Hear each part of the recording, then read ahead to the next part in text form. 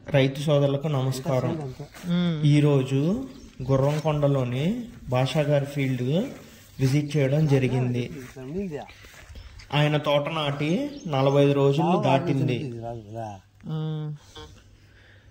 ఆయన తోటలో మచ్చ గజ్జితో పాటు చిగురు ఆకులు పసుపు రంగులో మారుతున్నాయి. ఈ వీడియోలో చూపించిన విధంగా ఆకులు పసుపు రంగులోకి మారుతుంటే ఇది ఇనుము లోపానికి సంకేతం.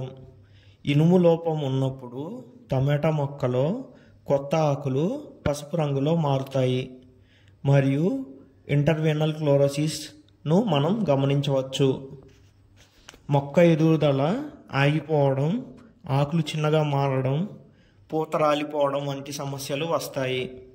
ఇలాంటి సమయంలో ఉక్సాల్ మందుని లేదా FE-EDTA లేదా FE జింక్ కాంబినేషన్ ఉన్న మందును మనం స్ప్రే చేసుకోవాలి. ఇలా సరైన సమయంలో ఇనుము లోపాన్ని గుర్తిస్తే పంట పచ్చగా మారి దిగుబడి పెరుగుతుంది. ఇలా మరిన్ని టమాటాకు సంబంధించిన వీడియోస్ కోసం మా ఛానల్ని సబ్స్క్రైబ్ చేసుకోండి. ధన్యవాదాలు.